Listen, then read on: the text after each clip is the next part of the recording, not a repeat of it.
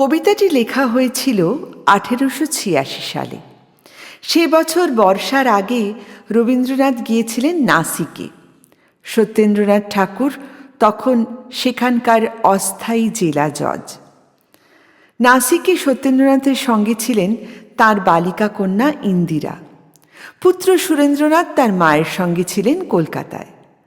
সুরেন্দ্রনাথের বয়স তখন 13 বছর। নাসিক থেকে এই চিঠিটি লিখলেন তার ভাইপো সুরেন্দ্রনাথকে। কলকাতা মে চলা গয় রে সুরেন বাবু মেরা, সুরেন বাবু আসল বাবু, সকল বাবু को सेरा। खुड़ा साहब को काय को नहीं पतिया भेजो बच्चा, महीना भर कुछ खबर मिले ना, ये तो नहीं है अच्छा। टपाल टपाल कहाँ टपाल रे, कपाल हमारा मंदो, सकाल बेलाते नहीं मिलता टपाल को नाम गंधो। घर को जाके काय को बाबा तुमसे हमसे फरखत, 2-4 कलम लिख दियोंगे, इसमें क्या है हरकत। प्रवास को एक सीमा पर हम बैठ के आछी एकला, सूरी बाबू के बासते आँख से बहुत पानी निकला।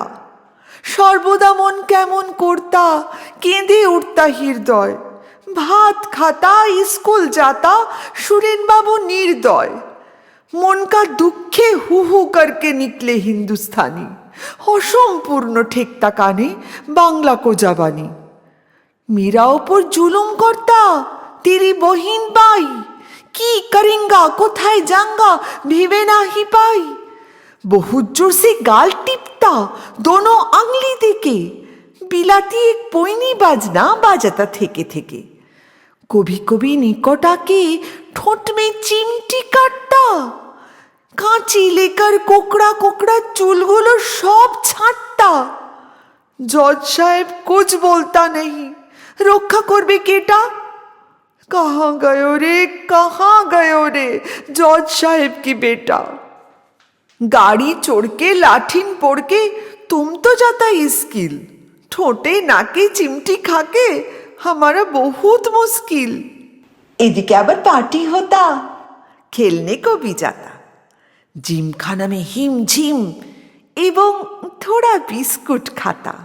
तुम छाड़ा कोई समझे ना तो हमरा दुरावस्था, बहिन तेरी बहुत मेरी खिलखिल करके हंसता। चिट्ठी लिखियो माँ को दियो बहुत बहुत सेलाम। आजकेर मतो तबे बाबा बिदाय होके गेलाम।